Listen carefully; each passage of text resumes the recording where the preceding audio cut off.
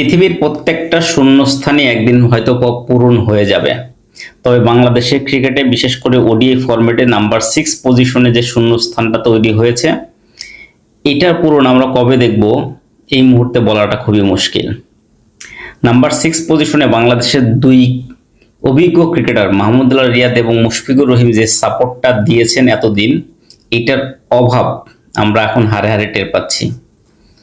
ক্যারিয়ারের দীর্ঘ একটা সময় মাহমুদুল্লাহ রিয়াদ নাম্বার 6 পজিশনে ওডিআই ফরম্যাটে 75টা ইনিংসে ব্যাটিং করেছেন এবং মাহমুদুল্লাহ রিয়াদের পাশাপাশি তার ভাইরা ভাই মুশফিকুর রহিম 73টা ইনিংসে ব্যাটিং করেছেন নাম্বার 6 পজিশনে এবং তারা দুইজনই সফল ব্যাটসম্যান ছিলেন বাংলাদেশের নাম্বার 6 পজিশনে এবং তারা দুইজন ওই পজিশনে 37 গড়ে রান করেছেন। তারা মোটামুটি ওই 150টা ইনিংস থেকে প্রায় 4000-এর উপরে বেশি রান করেছেন। এই জায়গায় একটা বড় ক্ষত তৈরি হয়েছে, বড় শূন্যতা তৈরি হয়েছে।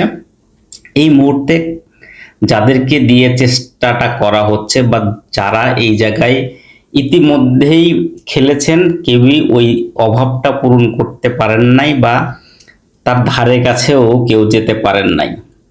আফিফ হোসেন ধ্রুবকে টপ অর্ডার থেকে নামিয়ে ফিনিশিং রোল বা নাম্বার 6 পজিশনে ট্রাই করা হচ্ছে।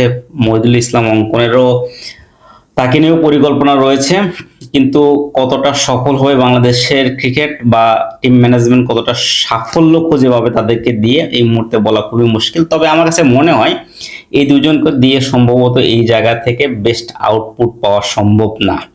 নাম্বার 6 এর জন্য প্রপার নাম্বার 6 পজিশনে যারা ডোমেস্টিক ক্রিকেটে ব্যাটিং করেন তাদেরকে দিয়ে ট্রাই করা উচিত।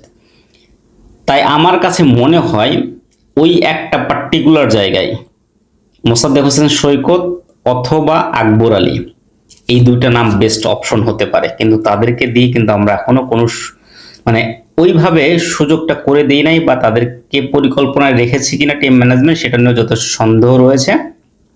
কিন্তু তারা দুইজনই ডোমেস্টিক সার্কিটে ওই পার্টিকুলার ওই পজিশনে বেশ সফল।